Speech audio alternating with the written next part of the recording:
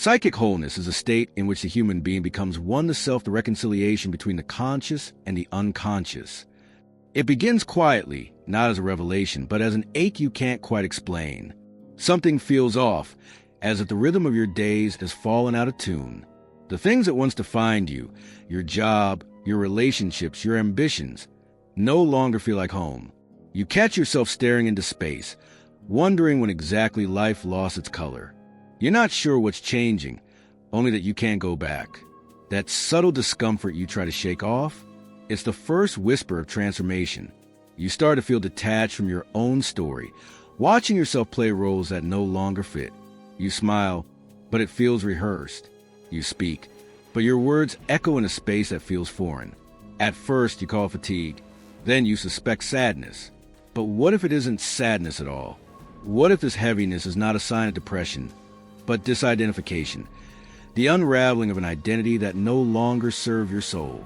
Carl Jung wrote about this moment of rupture as the first sign of awakening. The ego, that carefully built mask of who you think you are, begins to fracture, not because something's wrong, but because something deeper is trying to emerge. Inside, a quieter, older presence begins to stir. The self, the one that's always been there beneath the noise and expectations.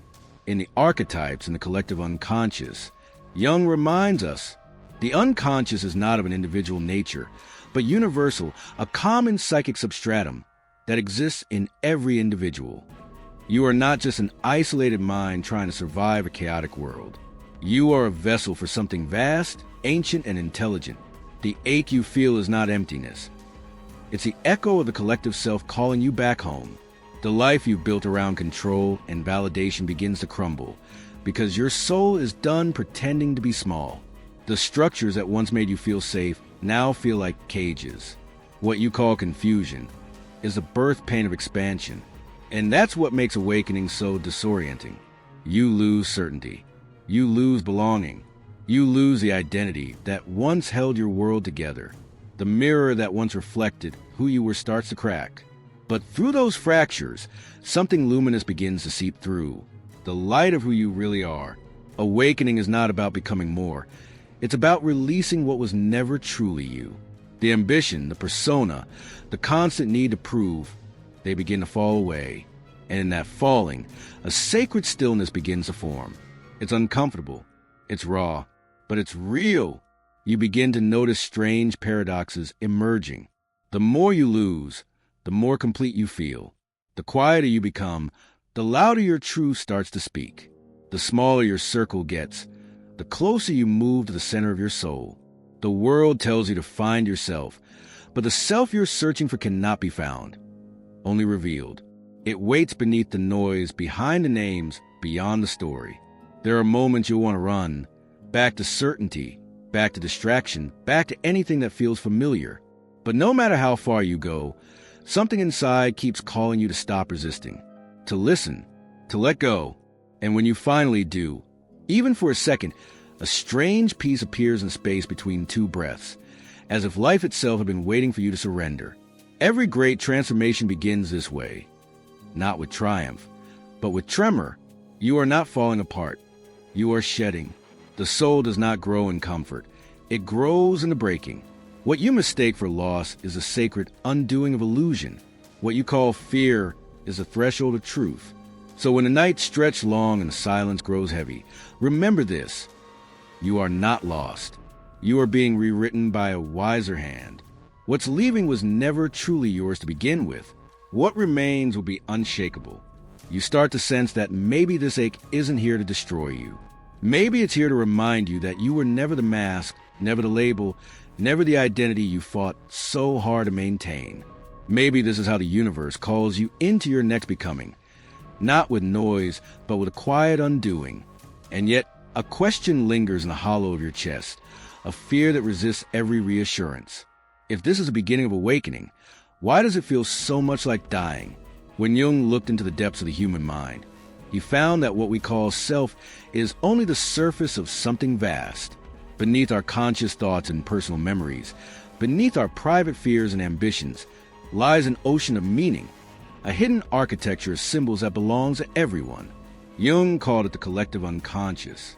It's not fantasy or poetry. It's the blueprint of the human soul. Every instinct, every dream, every myth you've ever resonated with emerges from this ancient structure that binds all of humanity together.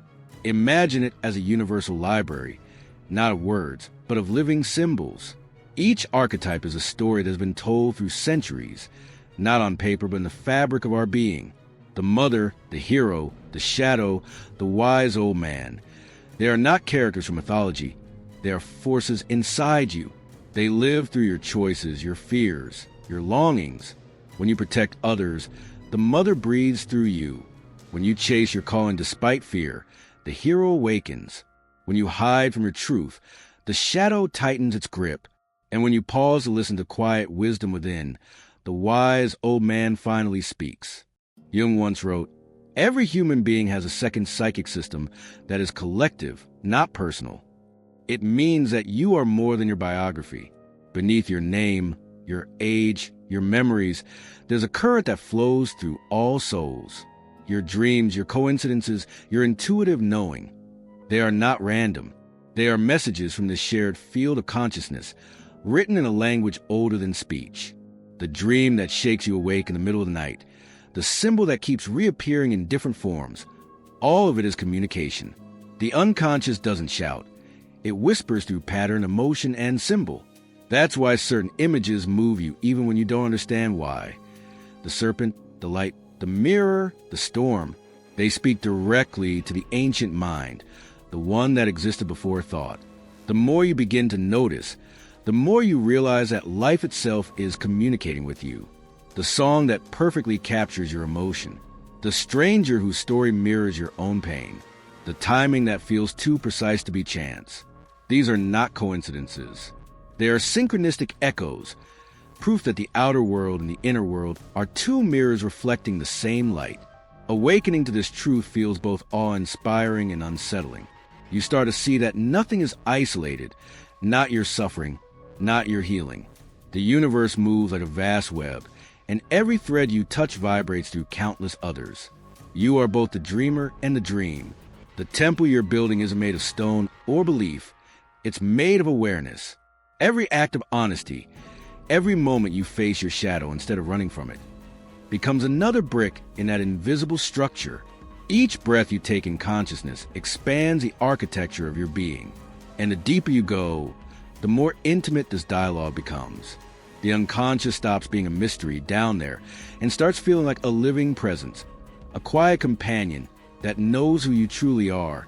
You sense it in your intuition, in your sudden insights, in the subtle pull of destiny that rearranges your life to lead you toward growth. It doesn't use logic. It speaks in experiences, aligning events to mirror what your soul most needs to see. The more you listen, the more alive the dialogue becomes. Like hearing the faint heartbeat of something eternal inside your own chest. The collective unconscious isn't out there. It's in you, shaping how you love, create, and make meaning. To awaken is not to rise above humanity, but to remember that you are humanity, a single cell in the great body of the self. Every time you meet your own darkness with compassion, you heal a fragment of the whole. And yet, as you listen more closely to this inner architecture, something strange begins to happen. The more you call out to the unconscious, the more it starts to respond. Dreams grow louder. Symbols return. Patterns repeat with purpose. The temple begins to hum, as if alive, as if what was once buried deep within you has started to awaken, too. You begin to feel as though something ancient is aware of you. The gaze you once turned inward starts to feel like it's being met from the other side. But what happens when this temple starts to echo back? When the unconscious begins to answer the call. When the unconscious begins to stir, it doesn't announce itself politely. It floods. The emotions you've kept locked away for years rise without warning. Anger that has no clear source. Grief that arrives in waves. Shame that whispers old names you thought you'd forgotten. You start dreaming with unsettling clarity. The faces in your sleep feel alive. The symbols charged. You wake up shaken, not knowing whether what you saw was a nightmare or a message. It's not madness. It's compensation. Jung observed in the nature of the psyche. The unconscious behaves in a compensatory manner toward consciousness. If you live too long in the realm of logic, the irrational begins to demand space. If you've denied your instincts, they manifest in the body. Tension, fatigue, illness. If you buried your emotions, they return as fate. The psyche seeks wholeness, not comfort. And when one side of your being grows too dominant, the other side pushes back to restore balance. That's why spiritual awakening can feel like chaos. The light you've been chasing starts to illuminate the darkness within you. The more you see, the more your shadows reveal themselves. The old coping mechanisms break down. The false positivity loses its shine. You realize that awakening is not a flight into bliss. It's a descent into truth. This is a third sign, the arrival of the shadow. It's the mirror of everything you disowned. Your envy, pride, desire, resentment, fear. The parts of you condemned as unworthy are not enemies. They are fragments of life waiting to be redeemed. The shadow doesn't come to punish you. It comes to make you whole. But that realization doesn't come easy. When you first face it, you resist. You project it onto others, calling them arrogant, selfish, manipulative, unaware that you're meeting your own reflection. The people who irritate you most are often mirrors of what you refuse to see in yourself. Life becomes a hall of mirrors until you turn inward and acknowledge, this too is me. The shadow carries immense energy because it contains everything you rejected. When you integrate even a piece of it, you reclaim lost vitality. Your creativity deepens. Your empathy sharpens. Your presence expands. Jung described this process as entering the sacred fire of transformation, where the old identity burns away to reveal the soul's gold. He wrote, "No tree can grow to heaven unless its roots reach down to hell. To grow upward, you must first ascend." That's the paradox. Light without shadow blinds. Spirituality without darkness inflates the ego. The deeper you travel into your own unconscious, the more grounded your awakening becomes. The point is not to escape your darkness, but to hold it with awareness, to see it, name it, and walk beside it until it transforms. But this is where many seekers lose their way. After touching the unconscious, they begin to believe they've arrived. The visions, the synchronicities, the heightened sensitivity, all of it can seduce the ego into thinking it's special. Jung called this danger inflation. When the ego mistakes its temporary contact with the divine for possession of it, it's like staring at the sun and believing you created its light. Inflation is subtle because it feels spiritual. You tell yourself you're above others, that you transcended your humanity, when in truth, you've simply built a higher mask. The spiritual persona, calm voice, mystical quotes, gentle superiority, hides the same fear of inadequacy the old ego once carried. Only now it's dressed in light. And that's what makes it dangerous. It looks holy but isolates the heart. The true path, Jung said, leads not to clouds but to the soil, to what is raw, human, and humbling. Real awakening softens you. It doesn't make you untouchable. It teaches you to kneel before life, to bow to your limits, to love even the parts of you that still stumble. The unconscious will always test sincerity. It doesn't care about appearances, only integration. Every insight you gain will eventually be challenged in daily life, in the argument with your partner, in the temptation to judge, in the moments when humility feels unbearable. That's where growth happens, not in visions, but in choices. Because in the end, enlightenment is not the light you see in meditation. It's the grace you embody in the middle of chaos. Yet there's danger here.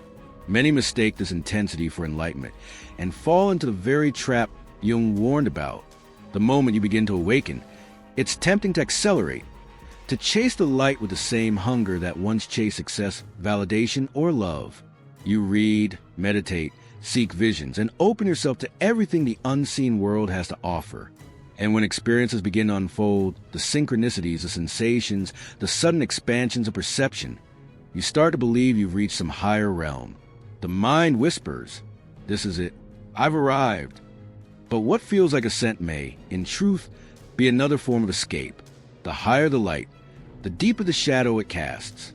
Jung saw this in countless seekers, mystics, artists, visionaries, who mistook illumination for completion. He called it spiritual inflation, a condition where the ego identifies with divine insight and begins to see itself as a light rather than its vessel. In the ego and the unconscious, Jung warned.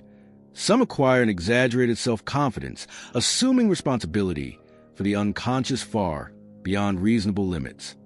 When this happens, the balance between human and divine collapses. The ego grows radiant but hollow, inflated by the illusion of omniscience. At first, it feels magnificent. You speak with authority about truth and love.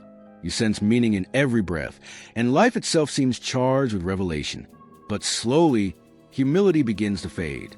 The subtle warmth of the soul is replaced by the glare of self-importance. The more certain you become, the less receptive you are. You start to mistake intuition for infallibility, vision for superiority, purpose for destiny. The unconscious, however, does not tolerate arrogance for long. It moves to restore balance with precision and force. The same light that once inspired you begins to blind you. Confusion sets in, exhaustion deepens. The voice of intuition turns silent. Relationships strain. The mirror of life stops flattering and starts reflecting. What you thought was transcendence begins to crumble into disorientation. You're not being punished. You're being humbled. The psyche is pulling you back to earth. True awakening doesn't lift you above humanity. It roots you deeper into it. It dissolves certainty. It softens judgment. It teaches that the divine is not a destination to reach, but a rhythm to live. The more you awaken, the more you realize how little you actually know. Humility isn't weakness. It's the grounding wire that allows spiritual energy to move through you without burning you alive. But humility requires discipline. It means questioning every revelation, sitting with doubt, and remembering that wisdom isn't proven by what you know, but by how you love. The awakened state is not about maintaining eternal light. It's about learning to walk through the dark without losing your compassion. The moment you start believing you're done, you stop evolving. The moment you think you're beyond shadow, you fall back into it. Integration is the antidote to both pride and despair. It means learning to hold contradictions, to let the divine and the human coexist within you. It's knowing that your enlightenment doesn't erase your anger, that your clarity doesn't cancel your confusion. Both belong. Jung compared this process to the opus alchemicum, the alchemical work, where lead becomes gold not by rejection, but by transformation. The fire that purifies also burns. The light that heals also reveals. To integrate is to walk willingly into that fire, allowing what is false to melt so the essence remains. It's to meet the unconscious not as an enemy to conquer, but as a partner to collaborate with. It's the slow, steady act of bridging heaven and earth, the art of living both spiritually and fully human. And so, you begin to understand that awakening is not about escape, but embodiment. It's not found in leaving the world, but in loving it more completely. Each breath, each act of honesty, each surrender to truth becomes part of the sacred work. This is what Jung meant when he spoke of individuation, not perfection, but integration, not ascension, but wholeness. This is the art of walking awake, carrying heaven and earth within you without confusing one for the other. The light above and the roots below must grow together, or both will collapse. There's a path through this fire, a map drawn in symbols and silence, the map of integration. Integration is not the end of the journey. It's the beginning of living consciously within it. After the storms, the visions, the collapses of certainty, you begin to sense that true spirituality is not an escape from life, but a deeper participation in it. The path doesn't ask you to be perfect. It asks you to be whole. And wholeness, as Jung understood it, is a sacred dialogue between the opposites inside you, the conscious and the unconscious, the ego and the self, heaven and earth. In his writings, Jung described this inner dialogue as the function of transcendence, a bridge thrown across the chasm between the conscious and the unconscious. Integration is that bridge. It's what connects insight to embodiment, dream to action, vision to life. To integrate means to stand in the center, holding tension between light and dark without collapsing into either. It's not about control, but relationship, learning to coexist with what you once tried to exile. This balance is not static. It's alive, dynamic, ever-changing. Some days, your darkness speaks louder. Other days, the light feels blinding, but both belong. The task is not to silence one, but to let them converse.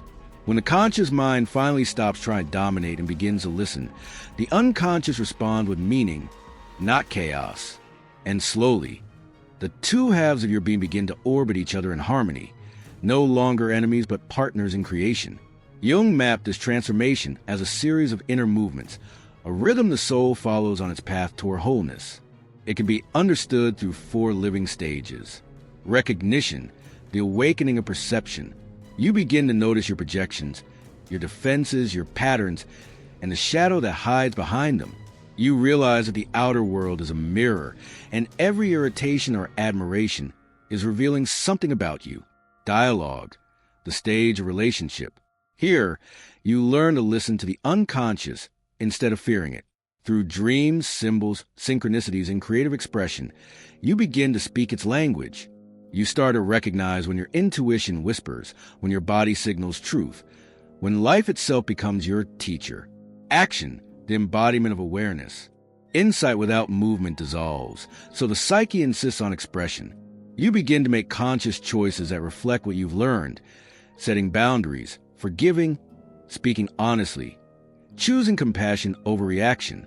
It's where awakening becomes visible in behavior, not just in thought.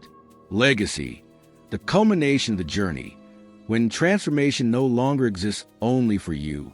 The energy once trapped in repression now flows outward in service. You find meaning not in what you achieve, but in what you give. As Jung wrote in The Ego and the Unconscious, the privilege of a lifetime is to become who you truly are. Integration is how awakening becomes human. It takes the cosmic vision and roots it in the ordinary, in the way you breathe, the way you speak, the way you love. It's less about reaching enlightenment and more about remembering your humanity, allowing the self to live through you quietly, patiently, one conscious choice at a time. But before full integration, there's always a final threshold, the moment when the psyche tests whether your humility is real or just another disguise. It's subtle, almost invisible, and it waits right at the edge of transformation, because at the threshold of wholeness, there are traps that look almost like enlightenment. As consciousness widens, it doesn't just bring light, it reveals the disguises of light. Every seeker who reaches the edge of transformation encounters these subtle illusions, shadows cloaked in radiance, distortions that whisper, "You've made it."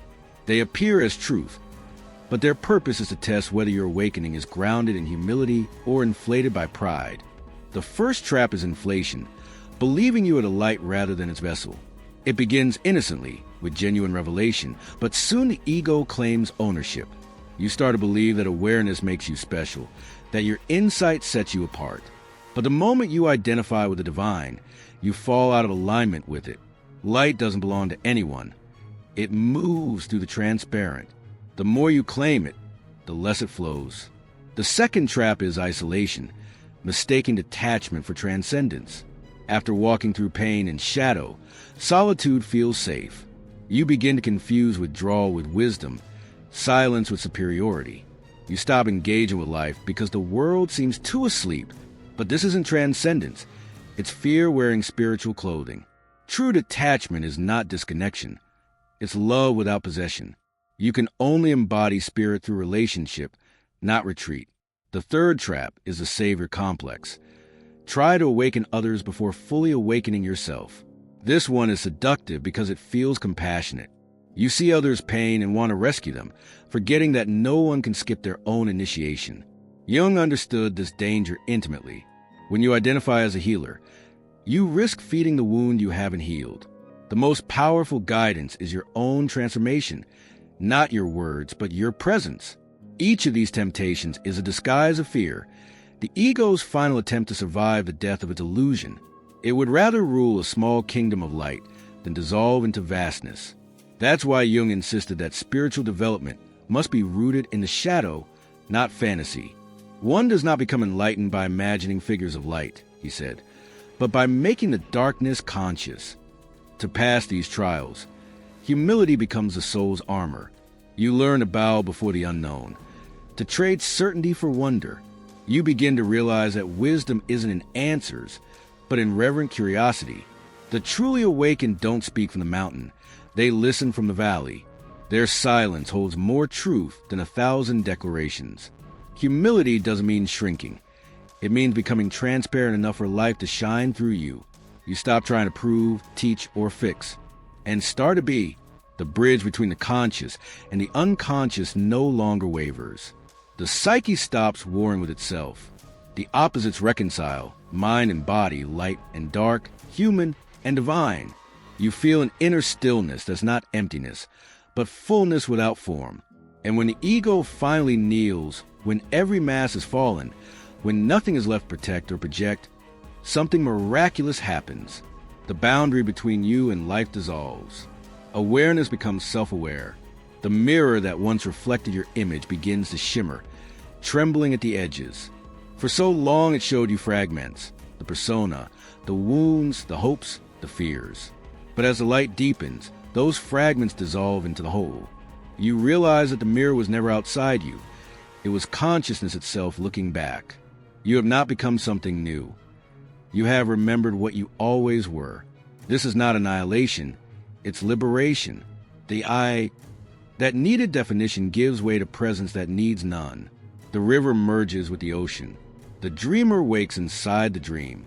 Nothing is lost. Only the illusion of separation fades. In this silence, everything remains. Laughter, grief, tenderness, imperfection. But now, they move through you without resistance. You live not as someone who knows, but as one who belongs to mystery, to love, to the eternal unfolding of being. And when that happens, when nothing is left to resist, the mirror itself begins to break. And in every shard you see not yourself but everything. At the final stage, the mirror no longer reflects who you think you are. It dissolves entirely. You stand before it and see no one. The seeker vanishes, and with it, the story of becoming. The boundaries that once separated you from life fade like mist in morning light. What remains is awareness, vast, still, luminous. It does not speak or define. It simply is. The mirror, once a battlefield where shadow and light wrestle for identity, becomes a window. Through it, the infinite looks back, not at you, but through you. The separation between observer and observed collapses. You realize that all along, consciousness was playing both roles. There was never anything to awaken to. You were always awake, only dreaming of being asleep. Jung called this realization individuation, the process which leads to the realization of the self. But even this word, realization, feels small for what unfolds. It isn't a discovery, but a remembering. The self, once hidden beneath layers of identity and striving, reveals itself as what has always been watching. This is not the end of life. It's the beginning of conscious participation in it. The difference is subtle, yet infinite. You still experience joy, sorrow, uncertainty, and wonder, but none of it clings. Pain passes through like wind through open hands. Joy no longer intoxicates, and loss no longer defines. You become the stillness that allows all movement to exist. And yet, the stillness is alive. It breathes through every leaf, every conversation, every ordinary moment. The world you once tried to transcend becomes wholly in its imperfection. You begin to see divinity not an escape, but an engagement, in washing dishes, in laughter share a friend, in forgiving what once felt unforgivable. Life ceases to be a problem to solve and becomes a poem unfolding through your awareness. You stop seeking transcendence because you recognize it in everything. In the sound of rain, in the trembling of your own breath, in the gaze of a stranger who mirrors your divinity back to you. You start to live what mystics meant by immanence. The divine expressed not beyond life, but within it. The sacred is no longer something to reach for. It is the pulse of the ordinary. The light and the dark no longer compete. They collaborate. They are two notes of the same sacred chord. The eternal dialogue of creation speaking through your being. The soul and the ego, once adversaries, now bow to one another, partners in the mystery. You don't try to transcend your humanity anymore. You inhabit it gently, gratefully, knowing that every breath is a divine exhaling through form. And when you walk through the world now, you no longer search for signs or proof. You realize you are the sign, the living evidence that consciousness can remember itself. You are the meeting point of heaven and earth, the intersection where eternity becomes visible in time. The simplest gestures, listening, holding, breathing, become acts of worship. And in that stillness, you finally understand. Awakening is not escape, it's embodiment. It is not about leaving the world, but allowing the whole of existence to pass through you without distortion.